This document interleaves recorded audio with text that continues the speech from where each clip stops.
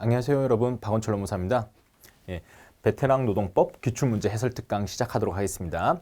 자, 2020년 국가직 9급 노동법 개론시험 기출문제 해설인데요. 이 특강의 대상은요, 일단 요번에 올해 시험 치신 분들, 정답 궁금하시죠? 그런 분들을 위해서 만들었고요. 그리고 처음 준비하시는 분들도 이 과목이 어떻게 문제가 출제되고 어떤 식으로 문제를 풀어야 되는지 이런 것들 감을 익히는데 좋은 특강이라고 생각합니다. 그래서 어떻게 준비를 하셨든지 간에 한번 수강을 한번 해보시고, 노동법을 망설이고 계신 분들은 들어보시면 아실 겁니다. 할 만한 과목이다. 그리고요, 시험을 한번 준비해 보신 분들도 노동법을 이렇게 공부하면 되겠다, 이런 감각을 익혀주시면 좋겠습니다. 자, 시작해보면 일단 노동법 개론에 9급 노동법 개론에 과목이 어떻게 지금 출제가 됐는지에 대한 총평을 좀 먼저 말씀을 드리고 시작할게요. 자, 첫 번째 출제 범위라고 되어 있죠. 어떻게 출제되었느냐? 전년도 대비로서 제가 표를 하나 만들었고요. 이 내용은 모두공 홈페이지에 제가 총평 내용으로도 올렸던 그런 내용입니다. 자, 내용 한번 보시면은 9급 노동법 개론은 근기법 그리고 노조법, 자, 약어를 쓰는 점을 좀 이해해 주십시오. 그리고 부속법령으로서 최저임금법, 이렇게 크게 세 챕터로 구성되어 있죠. 자, 이 부분들을 출제되는 것만 좀 간략하게 보세요. 예전에는 이렇게 좀 몰려 있었다라고 한다면 올해는 이렇게 고르게 출제가 되었습니다. 자, 그래서 빠지는 부분이 있었다면은 이번에는 빠지는 부분 없이 다 나왔다, 이렇게 말씀드릴 수 있겠고요. 그럼 노조법도 가보시면요, 노조법에서도 이렇게 빈 구멍들이 보이시죠? 그런데 올해는 거의 다 나왔어요. 이렇게 해서 빠지는 거 없이 출제가 다 되었다. 그리고 최저임금법은 여전히 두 문제씩을 유지하고 있다라고 말씀드릴 수 있겠어요. 그래서 간략하게 정리해보면 이제는 전 범위로 공부해라, 이렇게 말씀드릴 수 있겠고요. 물론 작년에도 빠지는 부분이 있긴 했지만은 실제로는 거의 전 범위를 공부했었어야 됩니다. 그래서 우리 시험이 고르게 나온다, 이렇게 말씀드릴 수 있겠고요. 자, 두 번째, 그럼 난이도는 어땠냐? 평이하다, 이렇게 말씀드릴 수 있겠어요. 9급 시험의 특징이 뭐냐라고 물어보시면요, 법조문, 조문, 그리고 고른 학습, 그리고요, 세세한 내용을 너무 깊이 물어보진 않아요. 그래서 여러분들이 공부하실 때 법조문하고 판례의 내용 핵심만 잘 알고 계시면은 충분히 답을 맞출 수 있도록 그렇게 출제가 되고 있습니다. 자, 이 세 가지를 요약해 놓은 게 전범위 고른 학습을 해라, 그리고요, 꼼꼼하게 법조문을 읽어라. 왜냐하면 법조문에 있는 내용이 조금이라도 틀려버리면은 이것은 오답이 되죠. 근데 이 내용을 섞어버려요. 예를 들면요, 4가지 요건이 있는데 그 중에 하나를 다른 법률에 있는 내용으로 슬쩍 넣어버려요. 그랬을 때 여러분들이 서있게 공부하시면은 이 내용이 언뜻 봤던 내용인데 싶어서 채택하시면은 틀리게 돼요. 그런 부분들을 좀 파고 들어가지고 조리, 상식으로 풀려 그러면 틀리는 내용들이 좀씩 있어요. 그 다음 부속법령의 학습이라고 돼 있죠. 자, 이거는 아까 말씀드린 그 최저임금법 얘기입니다. 최저임금법은 9급 시험에서 기타 법령에 유일하게 출제되는 부분인데 두 문제 출제되죠. 생각보다 좀 세세하게 출제돼요. 그래서 세세한 법조문 학습이 필요하다. 그리고 마지막, 의미를 이해하는 판례 학습이라고 돼 있는데 이거는요, 판례가 그대로 출제되는 게 아니고요, 요약을 해서 나와요. 그러다 보니까 판례 내용을 여러분들이 이해했으면은 쉽게 문제를 풀어요. 하지만 판례를 텍스트로 글로 공부하셨던 분들은, 의미를 이해하지 못하셨던 분들은요, 그 내용이 똑같은 모습을 띠고 있지 않기 때문에 약간의 혼동이 올 수 있습니다. 자, 이런 특징이 있는데 그럼에도 불구하고 제대로 공부하셨다라고 하면은 절대로 배신하지 않는 과목이다, 이렇게 말씀드릴 수 있겠습니다. 자, 간략하게 총평을 받고요. 그럼 이제 해설 한번 시작해 보겠습니다. 자, 1번 문제. 근로기준법상 근로계약에 대한 설명으로 옳지 않은 것은 이라고 돼 있죠. 자, 첫 번째 보기, 국가나 지방자치단체도 근로계약의 당사자가 될 수 있다라고 돼 있죠.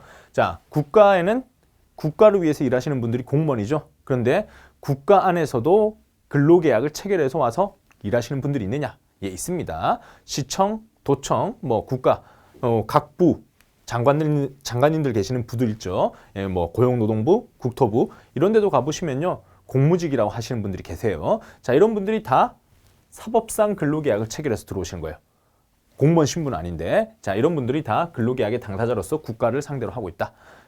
학교 다니신 분들도 알고 계시죠? 여러분들 중고등학교 다닐 때 학교에 가시면은 조리종사원들 계시죠? 그런 분들이 다 지방자치단체, 거기에 교육사무로 위임받는 그런 교육감님들, 그분하고 사법상 계약을 체결하신 분들이에요. 그래서 당사자가 될 수 있다, 이렇게 돼 있고 법조문에 나와 있는 내용인데 우리가 상식적으로 풀 수 있는 내용이었고요.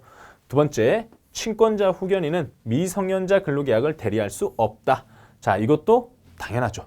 친권자 후견인이 미성년자 근로계약을 대리해버리면 미성년자 일하기 싫은데 뭐가 될 수 있죠? 예, 노동력 팔려나갈 수가 있죠. 그렇기 때문에 할 수 없다라고 되어 있습니다. 자, 세 번째, 사용자는 근로계약 불이행에 대한 위약금을 예정하는 계약을 체결하지 못한다. 예, 3년 근무하기로 했는데 만약 3년 내 3년을 못 지키고 2년만 근무하다 도망가 버리면은 위약벌로서 500만 원 내놔. 예, 이런 것들 하면 안 되겠죠. 강제근로 위험성이 있죠. 이것도 근로기준법에 명시된 내용. 네 번째, 사용자는 근로자 명부, 대통령령으로 정하는 근로계약에 관한 중요한 서류를 1년간 보존해야 된다. 틀렸죠. 예, 3년간 보존하라라고 돼 있죠. 요거는 어떻게 배워두시면 좋냐? 민법상 임금채권의 소멸시효가 3년이다. 그러면 증거자료도 3년 동안 보관해야 되겠죠. 그래서 3 맞춰주시면 되는 겁니다. 자, 이렇게 해서 답은 4번 보기가 되고요. 두 번째 문제, 근기법상 해고예고 규정에 적용 예외로 명시된 것이 아닌 것은 이라고 돼 있죠. 자, 이거 개정법에 관한 거죠. 물론 올해 막 개정된 건 아니고 한 2년 정도 됐어요. 그럼에도 불구하고 이런 개정법에 대해서 이해를 하고 있느냐, 이렇게 물어보는 문제였습니다. 첫 번째, 월급 근로자로서 6개월이 되지 못한 경우. 예, 이게 과거 법령에 있던 내용이었죠. 근로기준법 제35조에 있던 내용이었는데 현재 삭제, 그리고 26조로 들어왔죠. 그래서 요거는 인정되지 않는다, 이제는.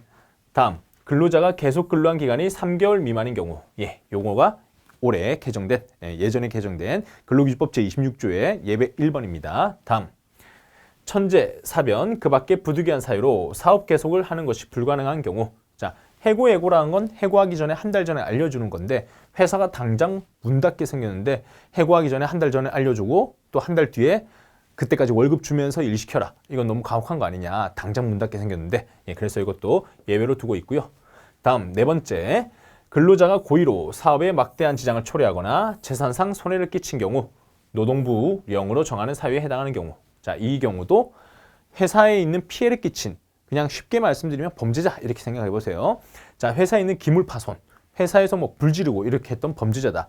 그런데 그 범죄자도 한 달 뒤에 나가라. 이렇게 해야 되느냐? 좀 이치에 맞지 않죠? 그래서 이것도 예외 사유로 두고 있습니다. 답은 그래서 1번 보기가 됩니다. 자, 3번 문제. 근로기준법상 근로시간, 휴식에 관한 설명, 기억에서 디귿까지 들어갈 내용 보시죠. 자, 첫 번째, 일주 기준 근로시간은 휴게 시간 제외하고 몇 시간을 초과할 수 없다라고 되어 있습니다. 자, 일주 우리는 40시간을 초과할 수 없다. 이렇게 돼 있죠. 1일 8시간, 일주 40시간. 두 번째, 사용자는 계속해서 근로한 기간이 1년 미만인 근로자에게 1개월 개근 시 1일의 휴가를 줘야 된다. 이렇게 돼 있죠. 근로기준법 제60조 2항에 나와 있죠.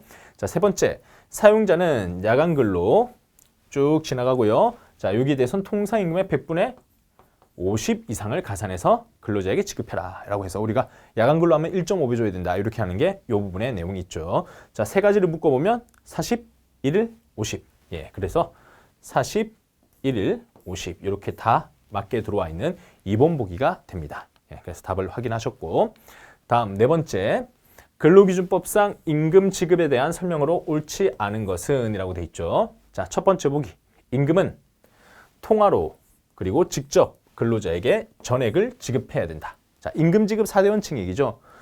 통화불, 돈으로 줘라. 근로자한테 직접 줘라. 그리고 전액을 줘라. 이렇게 돼 있고, 예외가 두 가지 있다라고 했죠. 두 가지 예외가 법령이나 단체백이 있으면은 예외를 둘 수 있는데, 그때 공제 그리고 통화, 통화불과 전액불에 예외를 둘 수 있다라고 돼 있습니다. 자, 이 내용 법조문 그대로 들어온 겁니다. 맞는 내용이고요. 두 번째, 사용자는 근로자가 출산, 질병, 재해, 그 밖에 대통령령으로 정하는 비상한 경우 비용 충당을 위해서 임금 지급을 청구하면 지급기일 전이라도 이미 제공한 근로에 대한 임금을 지급해야 된다. 자, 비상시 지급 얘기죠. 쉽게 말하면 가불제도. 예, 원래는요, 제가 기본 이론 때 이런 말씀 드려요. 기본 이론 때는 일했으니까 월급 받기 전에 미리, 원래는 30일 일해야 월급 받는다 생각해 보세요. 근데 10일만 일하고 10일치 주세요. 이렇게 할 수 있겠냐는 겁니다. 여러분 생각하면 상식적으로는 일한 거 받는 건데 뭔 문제야 라고 생각할 수 있지만 회사도 돈이 돌아야죠. 어음에 대해서 회수하고 그리고 은행에서 돈 대출받고 이런 것들 하는 날짜가 정해져 있을 거 아닙니까? 그런데 내가 일한 거니까 미리 무조건 주세요라고 해버리면 그러면 월급제 할 이유가 없죠. 그렇게 하면 오히려 사용자는 미리 대비를 할 수 없기 때문에 회사도 힘들어져요. 그런 점에서 이 비상시 지급은 근로기준법상 출산, 질병, 재해 대통령령으로 정하는 비상한 경우 이렇게 사유를 제한하고 있습니다. 그리고 임금도 제공하지 않은 임금 줘라 하고 있지 않습니다. 이미 제공한 것만 주도록 되어 있습니다. 법조문 그대로 맞는 내용.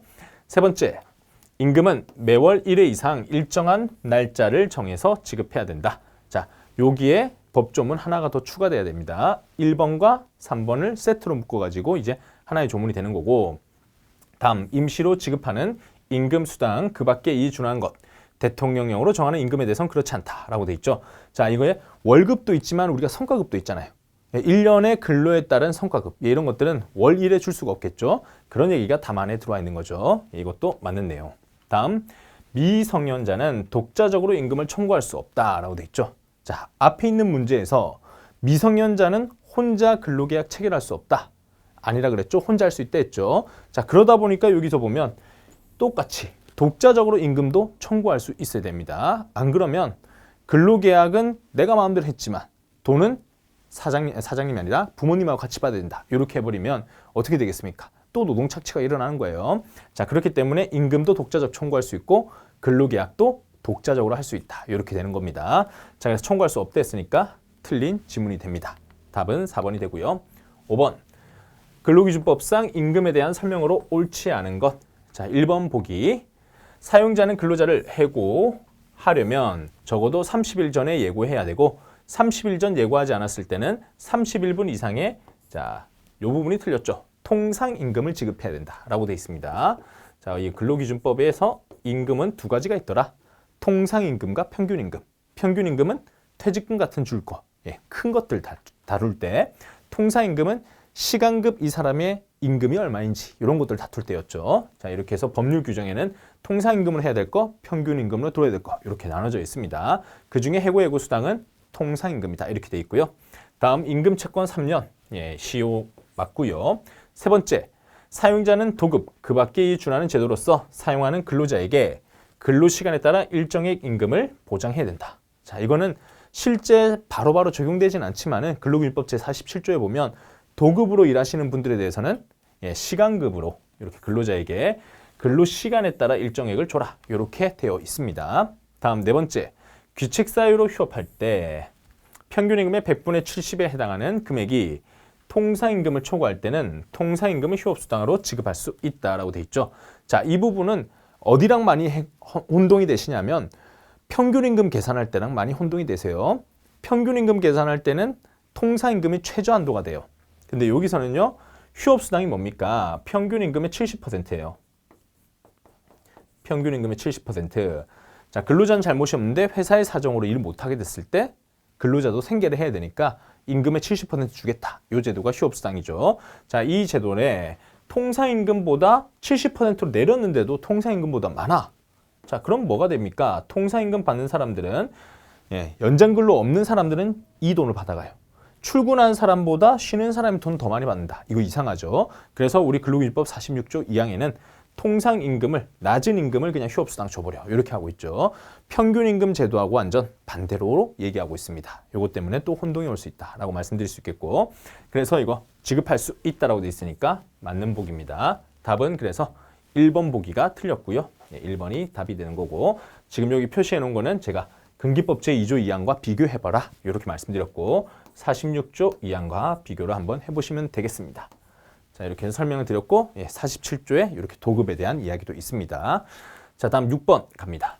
근로기준법 제59조에 따르면 통계법 제22조 1항에 따라 통계청장이 고시하는 산업의 표준 중분류 또는 소분류 중 보건업에 대해서 사용자가 주 12시간을 초과해서 연장근로 하게 하거나 휴게시간 변경할 수 있다. 자, 쭉 말이 길었는데 핵심은 요거죠. 근로기준법 59조에 들어오게 되면 일주 12시간을 초과해서 연장근로 할 수 있죠. 이렇게 할 수 있는 근거는요. 근로자 대표와 서면 합의가 있으면 이렇게 연장근로 더 많이 할 수도 있고 휴게시간 변경할 수 있다라고 돼 있습니다. 그래서 간단한 문제였습니다. 1번 답. 7번 갑니다. 근로기준법상 근로자인지 여부를 판단하는 기준에 대한 설명으로 옳은 것은 이라고 돼 있고요. 자, 1번 계약의 형식이 고용계약인지 그리고 도급계약인지 따라 판단한다. 자, 이거는 판례 내용을 아셔야 돼요. 판례에선 뭐라고 하느냐? 근로관계라고 하는 건 형식이 아니라 실질이다 이렇게 얘기합니다. 계약서에 프리랜서 계약서 이렇게 돼 있대서 프리랜서가 되는 거 아니고 실제는 보니까 도급 계약서라고 썼지만 일하는 거 봤더니만 회사에 지시받아가지고 종속적으로 근로를 하더라. 그러면 근로계약이다. 이렇게 봐주고 있죠. 그래서 형식이 중요하지 않습니다. 두 번째 갑니다. 계약이 실질에 있어서 사업 또는 사업장에 임금을 목적으로 종속적인 관계에서 사용자에게 근로 제공했는지 여부에 따라 판단한다. 자, 실질이란 단어 나왔죠? 그리고 근로관계의 기본이란 게 뭐냐? 사업 또는 사업장이라 하는 장소가 있어야 됩니다. 출근할 수 있는 장소. 그리고 임금 목적. 그렇죠. 우리 봉사활동 관련 목적 아니죠? 그리고 종속적인 관계. 사장님이 지시하면 거기에 맞춰서 일하는. 그게 바로 근로계약이죠. 요거는 맞는 표현이고요. 세 번째, 기본급, 고정급이 정하여져 있어야만 근로기준법상 근로자로 판단한다. 자, 이것도 판례 내용 보시면 기본급, 고정급 정해졌는지는 사용자가 우월적 요소로서 임의로 정할 수 있다. 사장님이 월급제로 줄 수도 있지만 성과급제로 주겠다라고 할 수도 있잖아요. 사장님이 정하는 거에 따라서 근로자가 되고 안 되고 해버리면 이거는 열악한 지위에 있는 사람들이 형식에 따라 가지고 근로자성을 부정받게 돼요. 이것도 그래서 인정되지 않는 요소. 그러니까 기본급, 고정급 있으면 제일 좋고 없다 하더라도 이것만 가지고 부정하지 않겠다. 이렇게 보고 있죠. 다음, 직업의 종류에 따라 근로자인지 여부를 판단한다. 자, 이건 법조문에 나와 있어요. 법조문에 보면 제2조 근로자의 정의를 보시면 직업의 종류를 불문하고 이렇게 돼 있단 말이죠. 그래서 판례가 알 것도 없이 법조문부터도 법조문만 보셔도 이거 답이 아니다. 이걸 알 수가 있습니다. 자, 그래서 맞는 보기 찾아보시면은 2번만 답이다라는 걸 알 수가 있죠. 자, 이렇게 해서 틀린 부분 제가 체크를 해드렸습니다. 자, 다음 8번 문제. 근로기준법상 여성의 보호에 대한 설명으로 옳지 않은 것은 1번 사용자는 임신 중 여성에게 출산 전, 출산 후 통해서 90일 출산 전후 휴가를 줘야 된다. 자, 맞죠? 출산 전후 휴가는 90일. 그리고 다태아일 때는 120일. 이렇게 되어 있는 거 날짜 맞고요. 두 번째, 생후 1년 미만의 유아를 가진 여성 근로자가 청구하면 1일 2 그리고 30분 이상의 유급 수유 시간을 줘야 한다. 자, 그렇죠. 유급 수유 시간은 한 회 30분. 두 번을 다 합쳐도 되지만은 따로 주셔야 되죠. 이렇게 유급 수유 시간 인정하고 있고요. 세 번째, 사용자는 임신 중 여성 근로자의 요구가 있는 경우에는 시간의 근로를 하게 할 수 있다. 자, 시간의 근로라는 게 연장 근로죠. 임신한 여성이 연장 근로 할 수 있겠느냐? 요거에 대한 겁니다. 자, 출산을 앞두고 있는 임신한 상태에 있는 사람. 이런 사람들이 경무에 시달리게 되면 유산할 확률이 높겠죠. 그래서 연장 근로는 원칙적으로 금지되고 있습니다. 안 됩니다. 자, 다음 사업주는 출산 전후 휴가 종료 후 휴가 전 동일한 동등한 수준의 임금을 지급하는 직무에 복귀시켜야 된다. 그렇죠. 출산한 다음에 3개월 쉬었다고 만약 휴가 전하고 동일하지 않은 업무를 주거나 아니면 임금 수준이 떨어진 거 주더라. 그럼 뭐죠? 출산을 이유로 해가지고 여성 근로자 차별하는 거죠. 그래서 이거 하지 말라라고 법률 규정에 명시되어 있습니다. 자, 여기까지 맞고요. 3번 보기가 혼동되신 분은 야간 근로, 휴일 근로하고 혼동되셨을 가능성이 높아요. 임신한 근로자도 야간, 휴일 근로는 할 수는 있거든요. 거기서는 명시적 청구가 있어야 된다. 이렇게 돼 있기는 합니다. 그래서 연장 근로하고 다르다. 이걸 아셔야 되겠고 이런 부분들은 막판까지도 계속 암기해야 될 부분이고 제가 최종적인 특강할 때도 요거는 표로 만들어가지고 보여드렸던 그런 내용이었습니다. 그래서 답은 3번이었고 야간 휴일 근로하고 야간 휴일 근로는 명시적 청구 인가로 할 수 있기 때문에 혼동하시면 안 된다. 이렇게 말씀드렸습니다. 자, 9번. 취업규칙에 대한 설명으로 옳지 않은 것이라고 돼 있죠. 1번.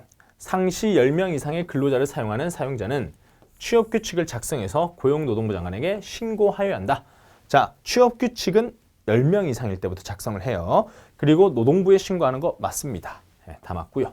두 번째, 사용자가 취업규칙을 근로자에게 불리하게 변경하는 경우에는 해당 사업장에 근로자 과반수로 조직된 노동조합이 없으면 그 근로자 과반수의 동의를 받아야 된다. 근로기준법 제94조에 보면 분리 변경일 때는 동의를 받아라. 누구한테? 근로자 과반수. 과반수 노조 있으면 노조, 노조가 없으면 근로자 과반수. 이렇게 되어 있죠. 맞는 표현이었고요. 다음 세 번째, 취업규칙에서 근로자에 대해서 감급의 제재를 정할 경우에 감급액은 1일 1당이라는 뜻이에요. 1회분의 2분의 1을 총액이 1 임금지급기에 10분의 1을 초과하지 못한다. 감급은 하루 1당의 2분의 1, 월급의 10분의 1. 이것도 법조문에 있는 내용 그대로입니다. 네 번째, 취업규칙에 정한 기준에 미달한데요. 근로조건을 정한 근로계약은 전부 무효이다 라고 돼 있죠. 자, 이 부분에서 틀린 내용은 이 부분입니다. 전부 무효. 자, 이거는 어떤 게 더 위에 있냐에 대한 부분이에요. 취업규칙에서는 200만 원, 나의 근로계약서는 월 180만 원. 그럼 취업규칙이 더 유리하죠. 그러면 취업규칙 따라가라는 거예요. 그런데 그러면 법원이라고 하죠. 법적 근거가 되는 게 두 개가 충돌하고 있죠. 월급 200이냐 월급 180이야. 예, 그랬을 때는 우리 근로기준법은 취업규칙이 유리하면 취업규칙 따라간다. 그런데 미달됐을 때에 대해서는요. 네, 미달됐을 때는 그 부분만 무효로 한다. 이렇게 돼 있어요.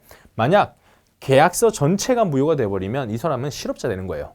근로계약 한 적이 없다. 이렇게 돼버리는 거예요. 그렇기 때문에 노동법의 대원칙이 뭐냐? 부분무효법리입니다. 민법과 다르게 그 부분만 딱 짚어가지고 이 부분은 법보다 미달되니까 이 부분만 무효. 무효되면 공백이 발생하죠. 그 부분은 법 또는 취업규칙 이런 것들이 바로 들어간다. 이렇게 되어 있습니다. 그래서 4번이 틀린 보기가 됩니다. 자, 다음 10번 갑니다. 근로기준법상 경영상 이유에 의한 해고 제한에 대한 설명으로 옳지 않은 것은 자, 1번 사용자가 경영상 이유에 의해서 근로자를 해고하려는 경우에는 경영 악화 방지를 위한 사업의 양도 인수 합병은 긴박한 경영상 필요가 있는 것으로 본다. 자, 이거는 법조문 내용입니다. 회사가 힘들어요. 회사가 힘들어서 우리 사업 부분, 우리 회사의 사업 부분 중에 일부를 다른 회사로 넘겨줬어요. 자, 그렇다는 얘기는 뭡니까? 회사가 굉장히 힘들구나. 이걸 알 수 있는 상황이죠. 예, 그래서 우리 판례는, 우리 법조문은 양도 인수 합병이 있어버리면은 그러면 회사 자체가 굉장히 힘들다고 봐주겠다. 이렇게 얘기하고 있습니다. 맞는 내용이고요. 다음 두 번째. 사용자는 근로기준법 제24조 2항에 따른 해고를 피하기 위한 방법. 해고 회피 노력이라 하죠. 그리고 해고 기준에 관해서. 자, 이거는 공정한 대상자 선정에 대한 얘기죠. 자, 이렇게 다음 주 가면 사업 또는 사업장 과반 수소익된 노동조합이 있으면 그 노동조합에 해고하려는 날 50일 전까지 통보하고 성실히 협의해라. 예, 근로기준법 24조에 나와 있는 내용이죠. 네, 정리해고를 할 때는 긴박한 경영상 필요를 갖춰야 되고 그 다음에 해고 회피 노력해야 되고 공정한 대상자 선정해야 됩니다. 근데 해고 회피 노력과 공정한 대상자 선정을 사장님이 마음대로 한다. 자, 불신의 눈길이 느껴지죠. 그래서 근로자 대표하고 협의를 해라 라고 합니다. 그러면서 협의를 할 때는 날짜를 근로기준법에서는 50일을 주고 있습니다. 법조문 내용 그대로 들어와 있습니다. 세 번째, 경영상 이유로 근로자를 해고한 사용자는 근로자 해고한 날부터 3년 이내에 해고된 근로자가 해고 당시 담당했던 업무와 같은 업무를 할 근로자를 채용하려고 할 경우 경영상 이유로 해고된 근로자가 원하면 그 근로자를 우선 고용해야 된다. 우선 재고용에 대한 법조문이고요. 근로기준법 제25조에 나와 있죠. 자, 이 내용들은 요건들을 잘 체크하셔야 돼요. 우선 재고용에 대해서 의무를 지금 부여하고 있는데 하나, 해고한 근로자를 3년 이내. 자, 3년 이내 첫 번째 요건. 두 번째, 담당했던 업무가 동일한 것이냐. 세 번째, 근로자를 채용하라고 할 때 원하면 이렇게 되어 있습니다. 자, 내용 다 들어갔어요. 그래서 이건 법조문 내용 그대로입니다. 네 번째, 사용자 경영상 이유로 근로자를 해고하고자 하는 경우 근로기준법 제24조 1항 3항에 따라 합리적이고 공정한 해고의 기준을 정하고 자, 여기까지는 아무 문제 없어요. 합리적이고 공정하게 근로자를 기준을 둬서 해고해라. 여기까지는 잘 됐죠. 다음, 이에 따라 대상자를 선정해야 되는데 합리 공정한 기준은 확정 고정적인 것이어야 한다. 자, 이 부분은 틀렸죠. 누가 보더라도 합리적이고 공정한 것은 절대선인 것 같지만은 실제 회사마다 그리고 회사가 처한 경영 위기마다 상황은 달라요. 예를 들어 보면요. 우리 회사는 연공급책이에요. 그래서 그냥 회사를 오래 다니기만 하면 연봉이 굉장히 많이 올라가. 근데 우리 회사는 이제 신기술을 도입하기로 했어요. 그래서 컴퓨터 그리고 영상, 유튜브 이런 걸로 지금 바뀌고 있습니다. 근데 지금 연령이 많으신 근로자분들은 연봉은 센데 현재 유튜브의 활용을 잘 못하세요. 그러면 미스매치가 발생하죠. 연봉 대비했을 때 효율이 나지 않는다. 그럼 누굴 먼저 해고해야 되겠느냐? 연봉이 적지만은 현재 수익을 내고 있는 직원을 잘라야 되느냐? 연봉이 많은데 수익을 내지 못하는 직원을 잘라야 되냐? 이렇게 얘기했을 때 연봉 많은 사람을 내보내야 됩니다. 이렇게 얘기할 수가 있겠죠. 고령층. 근데 반대 상황이라면요. 연봉을 많이 받는 사람이 로열티도 있고 회사에 대한 충성심 그리고 성과도 잘 나와. 근데 입사한 지 얼마 안 되신 분들은 보니까 연봉은 적은 건 괜찮으나 근데 성과가 나지 않아. 그럴 때는 오히려 연봉을 적은 사람들을 내보내야 된다. 이렇게 볼 수도 있단 말이죠. 상황은 그 기업이 처한 위기, 그 기업의 내부 상황 이런 것들에 따라 다 달라집니다. 그래서 우리 판례도 이렇게 얘기합니다. 확정적이고 고정적이지 않다. 그리고 이거는 근로자대표 협의했으면 그 내용도 반영한다. 이렇게 할 정도로 전혀 확고한 그런 기준이 있는 건 아닙니다. 자, 판례 내용을 다 반영해보면 확정 고정은 아니다라고 결론이 나고 이 부분이 틀렸습니다. 그래서 답은 4번이 됩니다. 자, 11번 근로기준법 내용으로 옳지 않은 것을 골라라 했습니다. 1번 사용자는 근로자에 대해서 남녀의 성을 이유로 차별 대우하지 못하고 국적, 신앙, 사회적 신분을 이유로 근로조건에 대한 차별적 처우를 하지 못한다. 이것도 법조문 그대로입니다. 근로기준법 제6조를 보면 남녀의 성을 이유로 차별 대우하지 못하고 국적, 신앙, 사회적 신분 이렇게 해서 총 4가지 사유를 들고 있습니다. 맞는 내용이고요. 다음 사용자는요 폭행, 협박, 강급 그 밖에 정신, 신체상의 자유를 부당하게 구속하는 수단으로서 근로자의 자유의사에 어긋나는 근로를 강요하지 못한다. 강제근로 금지에 대한 것이고요. 자, 이것도 법조문 보시면 똑같이 들어와 있습니다. 맞는 내용이고요. 세 번째, 누구든지로 시작했죠. 법률에 따르지 않고는 영리로 다른 사람 취업에 개입하거나 중간인으로서 이익을 취득하지 못한다. 근로기준법 제9조. 그리고 요거는 제가 기본 이론 때 조카를 소개시켜줬던 삼촌, 돈 받았던 사례 이런 것들을 말씀드린 적이 있습니다. 자, 이것도 맞는 조문.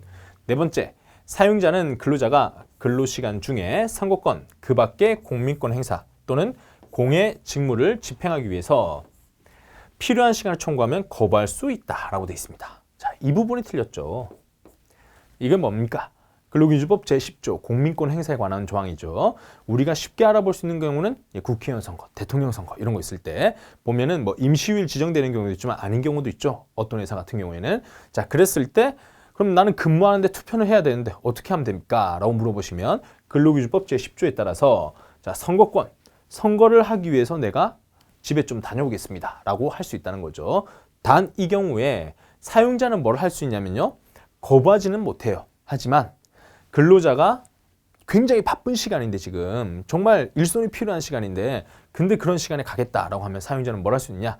자, 지금은 바쁘니까 일하고 점심 먹고 잠시 다녀와라 라고 하는 시간 변경. 요거는 가능하다라고 얘기하고 있습니다. 자, 그래서 거부할 수 있다가 아니라 시간을 변경할 수 있다. 이렇게 나왔었어야 됩니다. 요 부분이 틀렸다. 답은 4번이 되고요. 12번 노동조합 및 노동관계조정법상 자, 노조법 넘어왔어요. 쟁의행위에 대한 설명으로 옳지 않은 것은 자, 처음부터 도발적으로 쟁의행위를 물어봤습니다.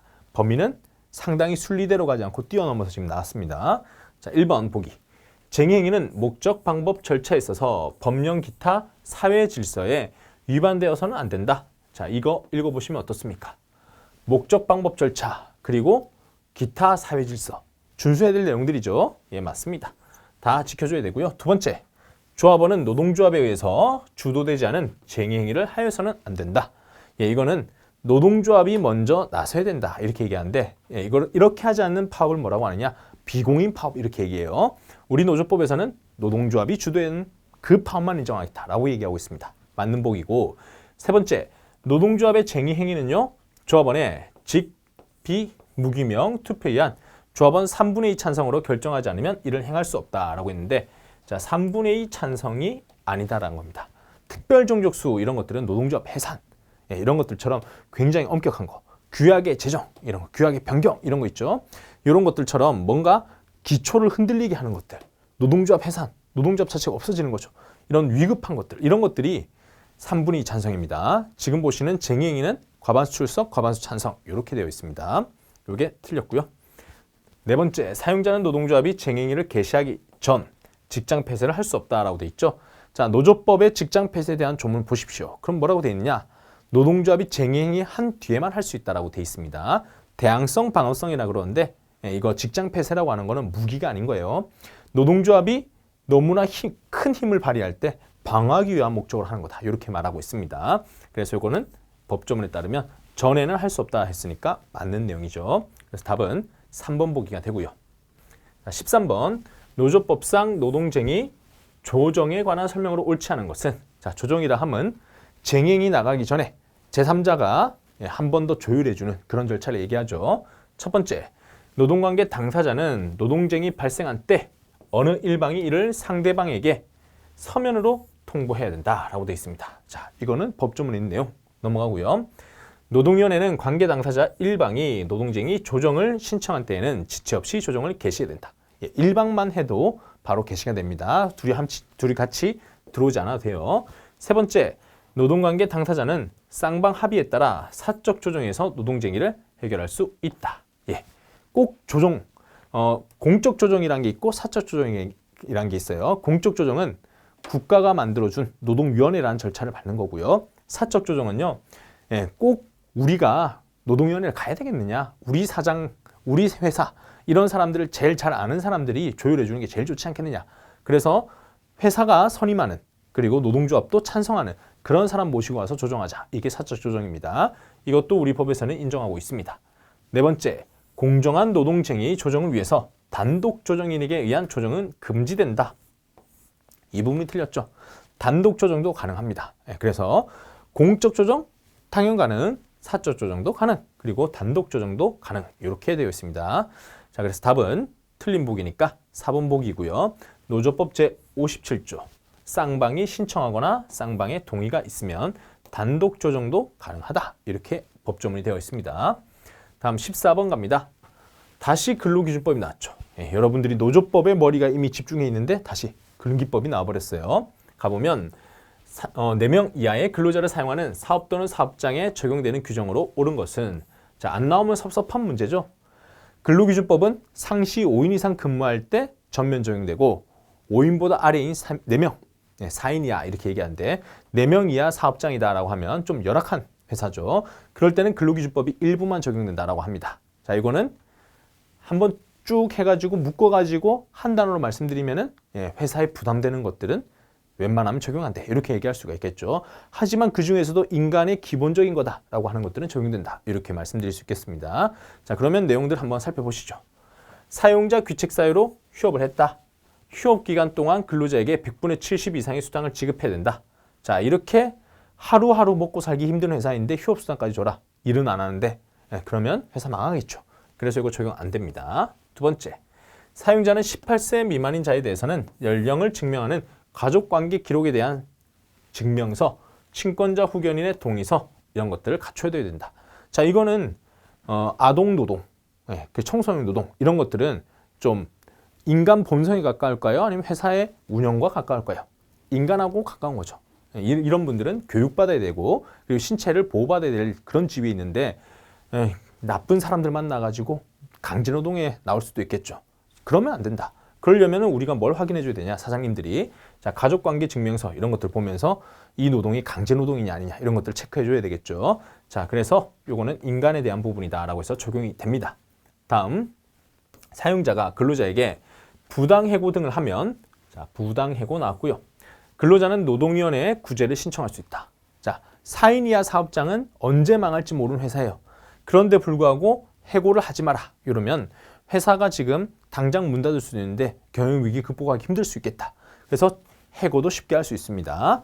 부당해고에 노동위원회 구제 신청할 수 없습니다. 노동위원회 못 갑니다. 네 번째, 사용자는 1년간 80% 이상 출근한 근로자에게 15일의 유급휴가를 줘야 된다. 자, 이렇게 휴가 줘버리면은 지금 당장 일할 사람도 없는데 어떻게 휴가 누릴 거 다 누리고, 만약 휴가 안 쓰면 돈 줘야 되는데 회사 부담스럽다. 그래서 이것도 적용되지 않습니다. 그래서 보시면 인간적인 거, 인간이 갖춰야 될 거, 요것만 적용되고 나머지 회사 부담되는 것들은 적용되지 않는다. 확인할 수가 있죠. 그래서 답은 2번이 됩니다. 자, 15번. 노조법상 노동조합 설립 신고에 대한 설명으로 옳지 않은 것은 이라고 되어 있습니다. 자, 첫 번째, 행정관청에 설립 신고를 하지 않은 노동조합은 부당노동행위 구제 신청을 할 수 없다. 자, 이거는 노동위원회 구제까지 갔지만은 실제로 노조법 제7조에 나와 있죠. 7조에 보면 법내노조 설립 신고를 한 노동조합만이 노동위원회에 갈 수 있다. 이렇게 돼 있어요. 그래서 이거는 설립 신고하지 않았으니까 노동위원회에 부당 노동행위 구제 신청을 할 수 없는 게 맞습니다. 행정적 서비스를 이용하지 못하도록 해서 법내노조로 설립 신고 받으라고 이렇게 전환하라고 그렇게 지금 유혹하는 그런 법조문이다라고 얘기할 수 있겠습니다. 다음 두 번째, 행정관청에 설립 신고를 하지 않았다. 노동조합에 가입한 것을 이유로 불이익을 받은 근로자는 노동위원회 부당노동행위 구제 신청할 수 없다.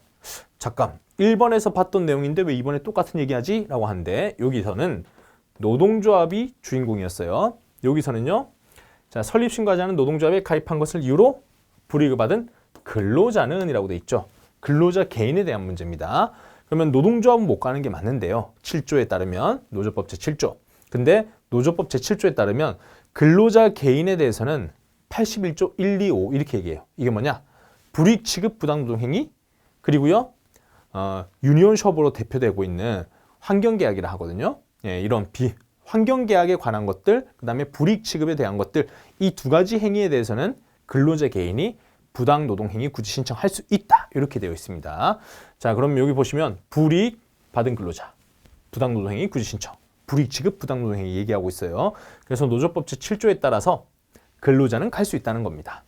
구제 신청할 수 없다 했으니까 틀렸다라고 볼 수 있겠고요. 다음 세 번째, 항상 사용자의 이익을 대표해서 행동하는 자의 가입을 허용한 단체가 노동조합을 설립신고하면 행정관청은 설립신고를 반려해야 된다라고 돼 있죠. 자, 노조법 제12조 보면 반려사유 나와 있는데 그 반려사유 중에 하나가 소극적 요건에 해당하면 반려할 수 있도록 돼 있어요. 그 소극적 요건에 하나가 사용자들이 가입하는 것은 노동조합이 아니다 이렇게 보고 있어요. 그럼 사용자 이익 대표하는 사람들이 누구냐?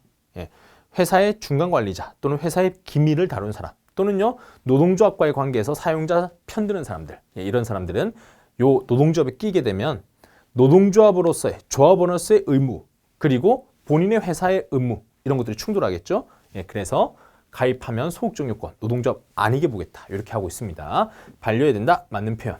네 번째, 노동조합이 신고증을 교부받은 경우에는 설립신고서 접수된 때 설립된 것으로 본다. 자, 맞는 얘기죠. 신고증이라고 하는 것은 예전에 접수했다. 그리고 설립신고증을 접수한 때가 한 2달 지나가지고 교부해줬다. 그러면 교부한 때부터 설립한 게 아니라 우리 노조법에 따르면 접수한 때로 설립하는 걸로 소급해서 봐주겠다. 이렇게 돼 있어요. 접수라는 단어를 보시면 되고 접수한 때 설립한 것. 예, 맞는 표현이죠. 자, 그래서 답은요. 예, 2번 보기가 틀렸다를 확인할 수 있고요. 자, 이렇게 노랗게 표시해 놓은 것들은 답이 아닌 것들 다 설명을 드렸죠. 넘어가겠습니다. 자, 16번 노조법상 공정대표 의무에 대한 설명으로 옳지 않은 것은 자, 공정대표 의무 이것도 굉장히 중요한 제도인데 드디어 나왔습니다. 판례로 나왔고요. 첫 번째, 교섭대표 노동조합과 사용자는 교섭창구 단일화 절차에 참여한 노동조합 또는 조합원 간에 합리적 이유 없이 차별해서는 안 된다. 이게 공정대표 의무의 내용이에요. 노동조합끼리 그리고 사용자도 함께 예, 노동조합이 이제 복수노조가 허용되다 보니까 회사 내 노동조합이 2개, 3개가 될 수 있어요. 근데 단체 교섭은 대표를 뽑아서 와야 된단 말이죠. 그러다 보니까 노동조합이긴 한데 뭔가 소외받는 애들이 있다는 거죠. 그런 소외받는 애들한테 공정하게 해라. 합리적으로 차별해라. 그러니까 합리적 이유가 없으면 차별하지 마. 이렇게 얘기하는 겁니다. 자, 이 제도가 공정대표 의무 내용이고요. 두 번째, 공정대표 의무는 헌법이 보장하는 단체 교섭권의 본질적 내용이 침해되지 않도록 하는 제도적 장치다. 자, 이게 판례의 내용인데 무슨 내용이냐면요. 아까 제가 말씀드릴 때 복수노조인데 노동조합은 하나가 대표를 띄고 들어와야 된다. 이렇게 말씀드렸죠. 자, 그러다 보니까 소수노조라 그래요.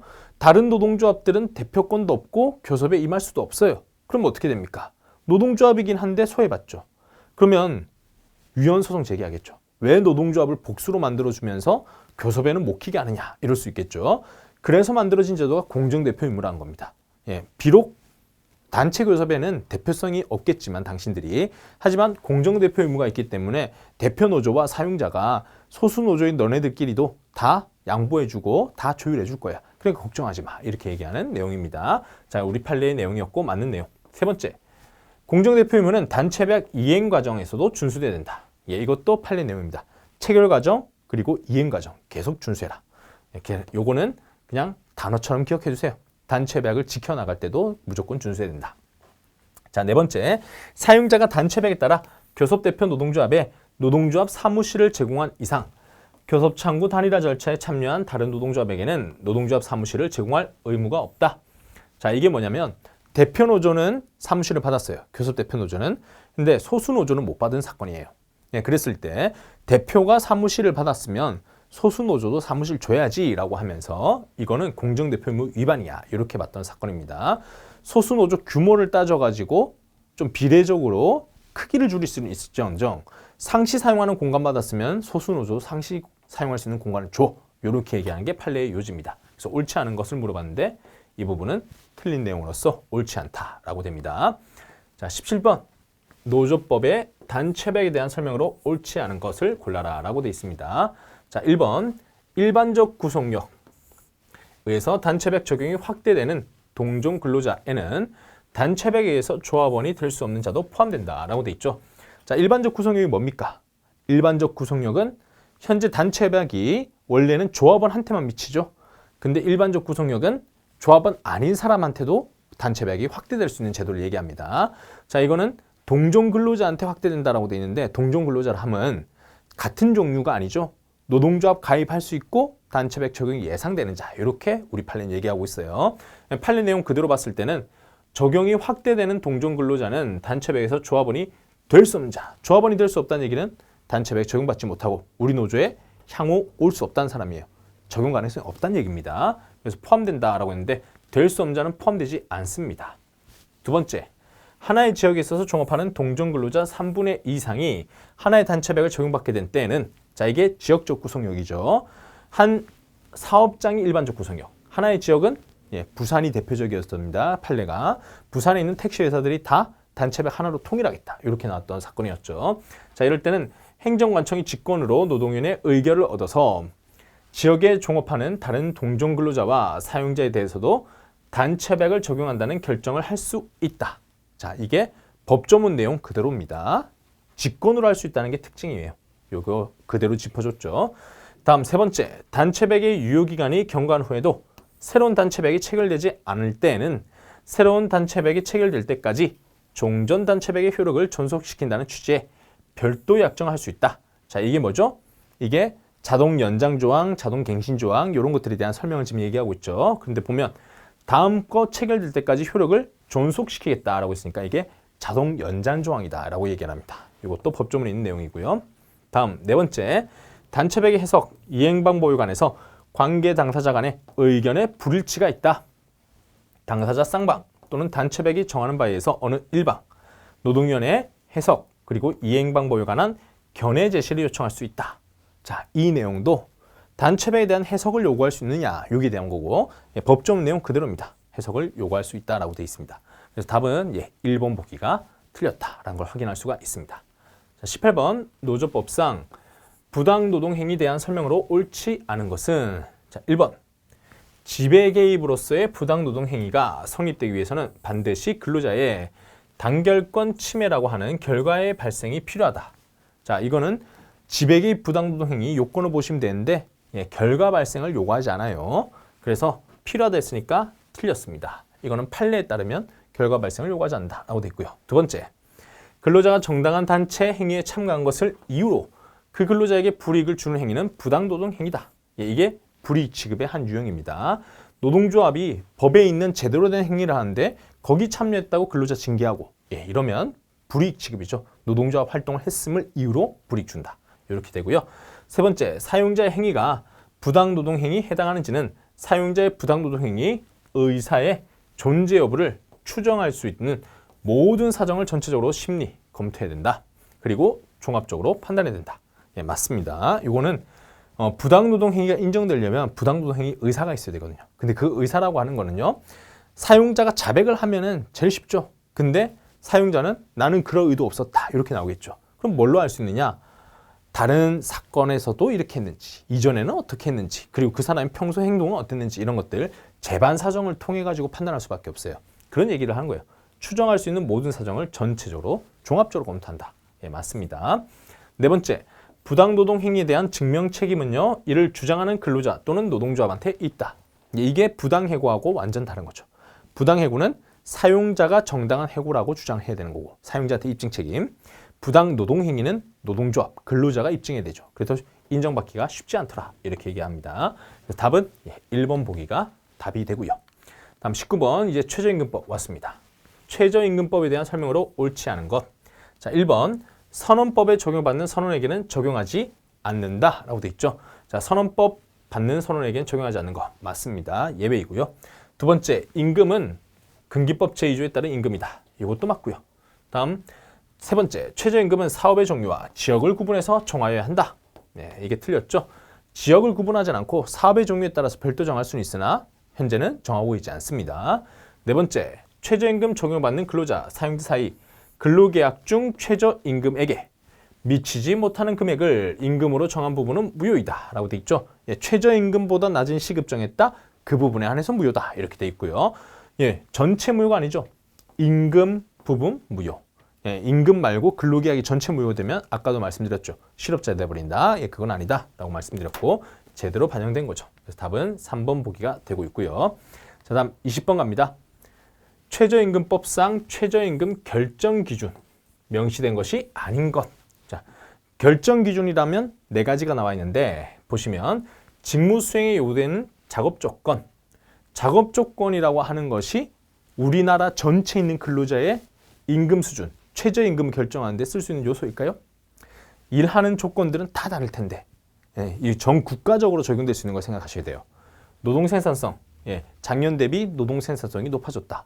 그러면 당연히 최저임금 올리자 이렇게 얘기할 수 있겠죠. 소득 분배율, 예, 보니까 사장님들이 더 많이 가져가고 있고 근로자들은 별로 이익을 많이 못 누리더라. 그러면 부의 재분배를 위해서 최저임금 올리자 이렇게 할 수 있겠죠. 당연히 인정되는 거. 다음 유사 근로자의 임금. 자, 유사한 사람들, 유사한 근로자들이 얼마를 받고 사는지 그리고 다른 나라들 또 비교해보고 그랬을 때 얼마 올리자 얘기할 수가 있겠죠. 이것도 맞는 거. 그래서 1번 보기가 틀렸고요. 1번 보기는 어떤 때 쓰이냐면요. 직무 수행에 요구되는 작업 조건을 가지고 똑같은 작업 조건, 똑같은 자격증을 가지고 있는데 기간제라 근로자라는 이유로 임금이 낮아 또는 여성이라는 이유로 임금이 낮아. 예, 이럴 때 차별을 평가할 때 쓰이는 요소입니다. 다음 그래서 답을 보면 1번이 틀렸고 최저임금법 한번 보시면 생계비, 유사 근로자의 임금, 노동 생산성, 소득 분배율 이 네 가지로 판단한다라고 되어 있습니다. 자, 이렇게 법조문에 대한 내용 그리고 판례에 대한 내용 적절히 섞어서 나오고 있죠. 올해는 판례는 굉장히 좀 적게 나온 편이에요. 하지만 여러분들이 판례와 법조문 이 두 가지 그리고 노동법은 배신하지 않는다. 이걸 볼 수가 있습니다. 전 범위에 대해서 고르게만 학습하시면은 여러분들은 충분히 합격의 효자 과목으로 노릇을 할 것이다. 저는 생각을 합니다. 자, 시험 치신 분들은 고생 많이 하셨고 합격을 기원하고요. 처음 다시 입문하시는 분들은 지금 얘기 들어보면 어렵죠. 예, 그런데 진짜 한번 제대로 기본 이론 듣고 한 번 더 살펴보시면요. 아, 이거 생각보다 어렵지 않구나. 점수 얻을 수 있는 과목이다. 이걸 알 수가 있을 겁니다. 자, 특강 들어주셔서 감사하고요. 자, 어떻게 되셨든 간에 합격 그리고 공부 처음 하시는 분들도 공부 잘 되시기를 기원합니다. 감사합니다.